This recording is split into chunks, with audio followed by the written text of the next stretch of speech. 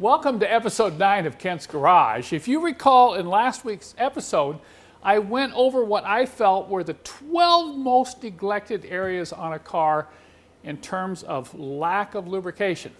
And I mentioned that in the following episodes, I'd be covering some of these in more detail. Well, I went around the car this week, and I'm looking at my antenna mast, and sure enough, I could see the corrosion.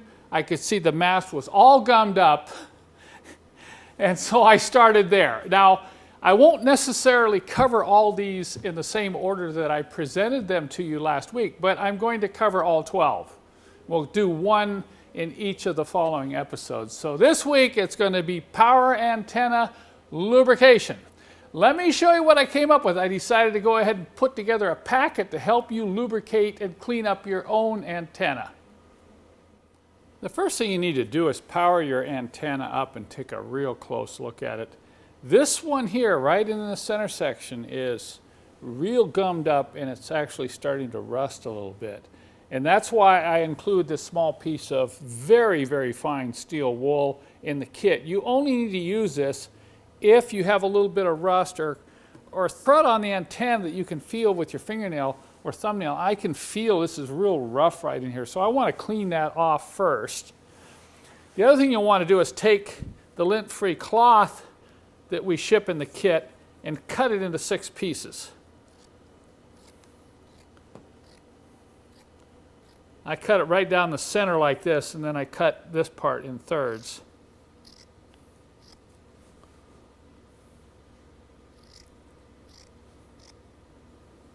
Now, one of the reasons we ship this in the bags that we do is that you're going to use these bags to store this kit in the trunk of your car.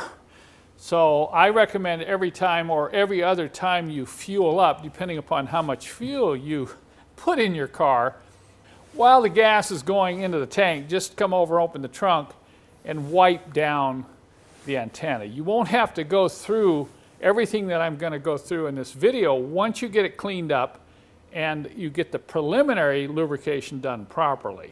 So this hasn't been lubricated in years, and this is one of the #1 causes for power antenna failure right here, is neglect. So I'm going to take the steel wool. I'm going to go ahead and put on a glove. You only need to use one glove when you're doing this operation. That'll extend your gloves, but you can put the gloves in one of these plastic bags and put that in the kit with the trunk so you can reuse it.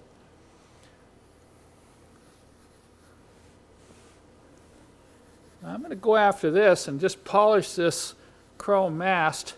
Now, some masts are stainless steel, so you won't have any problem with rust or corrosion, but this one is definitely chrome. Now, this is really, really fine steel wool. It's ideal for polishing all types of chrome because it won't scratch the chrome, but it's going to get most of that roughness off. Now, you won't get it all off because right here, you're already getting some pitting in that chrome. Now, this upper part on this particular antenna is plastic, so I'm not going to rub that with steel wool.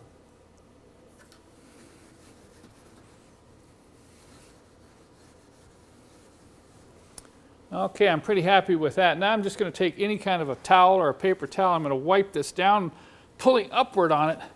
You can see I'm picking up any of those fine steel particles from the steel wool. You want to make sure you get those all off the antenna because they will rust. You'll have them fall on the car too when you're done here. So you want to make sure this gets wiped off thoroughly, or after the first rain you're going to see little rust spots on your paint. Okay. Now that feels pretty good. So now we can apply the lubricant. And the lubricant in my kit is a synthetic blend. So if you have a plastic piece of your antenna like this one, you can put the synthetic lube right on the plastic. That's another reason why you don't want to use a petroleum-based lubricant, is those types of lubricants are hard on plastic, but not synthetic. First, an initial application. After neglect, we're going to put quite a bit of lubricant on this antenna. Okay? I'm going to wrap this around, and I'm just going to let this soak in here, and we're going to put a nice thick coat. Probably 2 applications like that right there. Now notice I'm just trying to get a nice thick film on.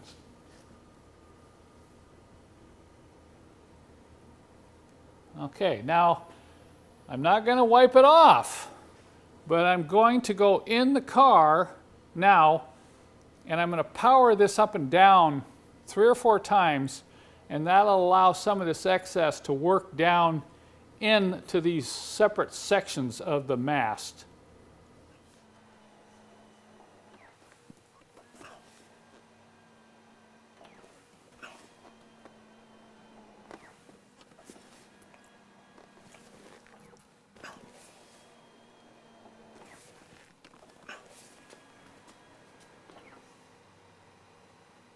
So after you've run it up and down 3 or 4 times, you can come back here and you can actually see a little bit of buildup at the junction of each one of these sections.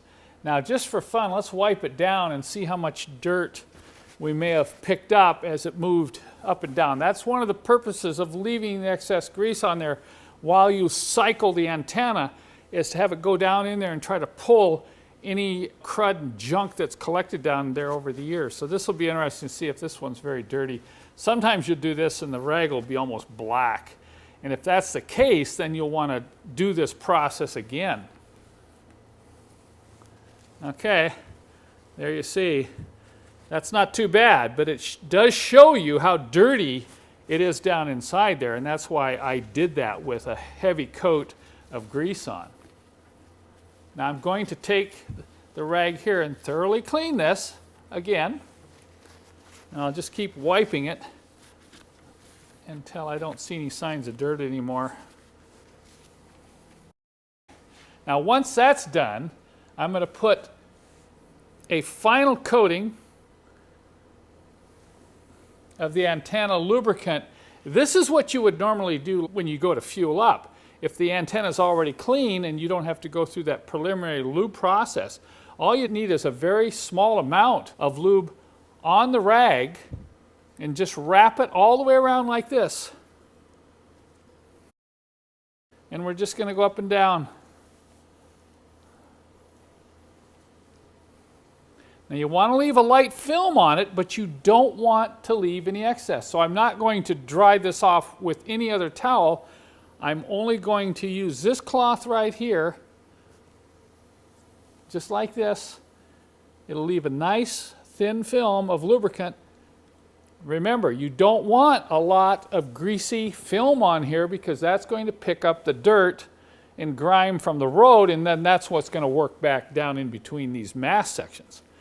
So once again, you want a light film on there. You don't want it completely wiped off, but you want to be able to run your fingers up and down here and not feel any excessive amount of grease. See, nothing's showing up on my fingers.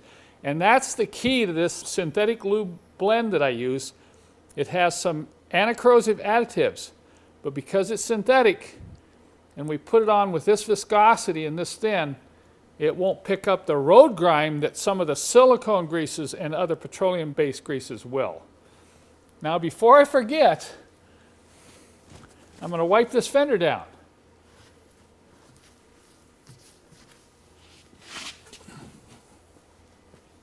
Make sure I get all the steel wool particles off. And now you're going to learn why I put all this stuff in bags when I shipped it to you. Go ahead and seal up your antenna lube.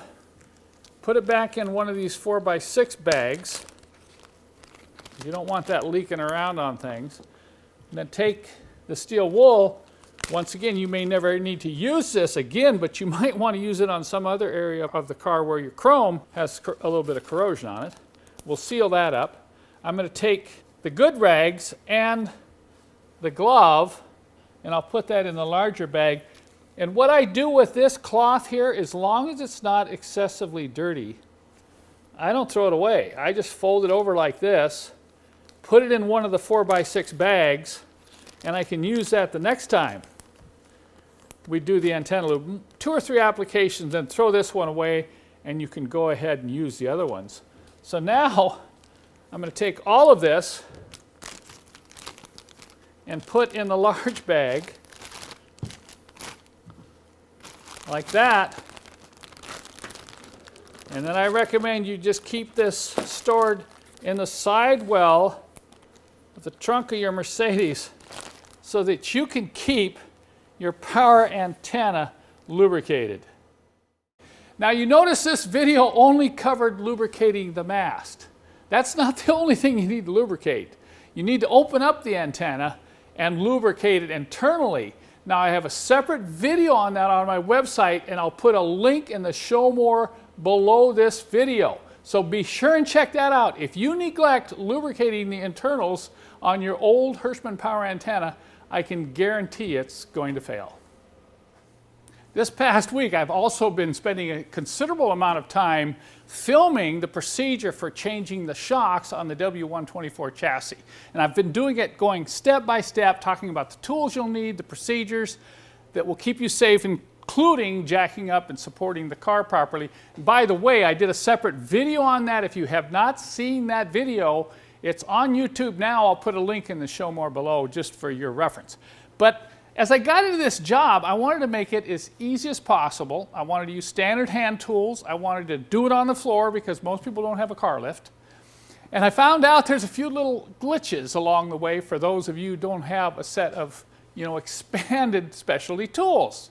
And one place in particular is getting this big 22 millimeter nut off the top of the front struts on these cars. This would include the W201, the R129, the W140, the W124. And I just decided, okay, why not? I do this every week anyway. Why not come up with another tool?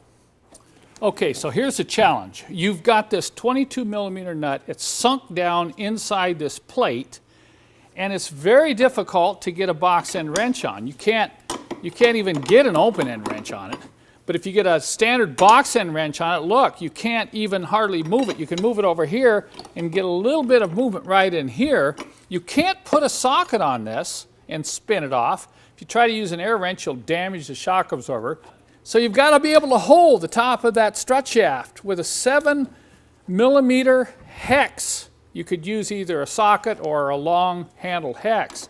So if you use this type of wrench and try to get on here like this, you're only going to be able to push this about 2 inches, so it's going to take forever to get it off. Well, the obvious solution is to get an offset box end wrench like this, see? So the offset box will allow you a little more movement, but not that much. So I said, well, what could I come up with? Not difficult, not expensive, to solve this particular problem. And so let's set these tools aside and I'll show you what I came up with. Okay, enter my new special tool. Look what I did. I took a 22 millimeter socket and welded a wrench on the side of it, gave it a little bit of an angle upward like this. So I now have clearance that will let me move that nut from that position all the way over to this position here. And then instead of a short hex socket, I am using a long 7 millimeter hex socket. So I'll put this wrench on right here, set that in.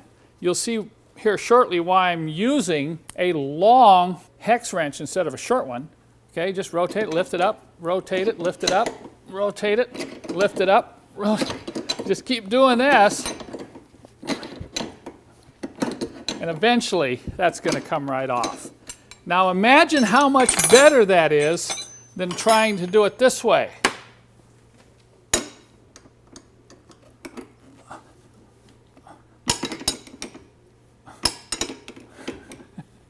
You see what I mean? You understand now why I just had to come up with another special wrench. In each of my episodes, when I share my favorite tool and favorite product of the week, it may be related to something I've been working on the past week, and so is the case now. I'm going to show you both my favorite product and favorite tool and they're both related to changing the shock absorbers on my E320 Coupe. The favorite tool of the week is this wheel mounting pin. Now the one we have is made out of stainless steel. You've probably seen the ones made out of aluminum. A lot of the factory ones were aluminum, but I tell you, this stainless steel one is so tough. It doesn't get all scratched up, and it definitely does not rust.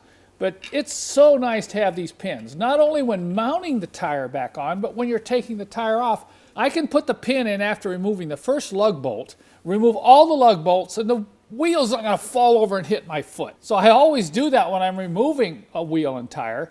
And then, of course, getting it lined back up. If any of you have tried to put the wheel on and hold it in place and get it all lined up while trying to get those lug bolts started, especially when the lug bolts are recessed down inside the wheel, you know how frustrating that is. So I think every Mercedes owner should have a wheel mounting alignment pin like this one here. Now my favorite product of the week is reinforced rubber radiator hose like you see me holding here. And I know you're thinking, well, what does that got to do with changing the shocks on Ms. Mercedes here? Well, going way back to when I first started learning how to jack up cars and support them, there was one thing I was always really concerned about, and that was how secure the jack stand was under the car.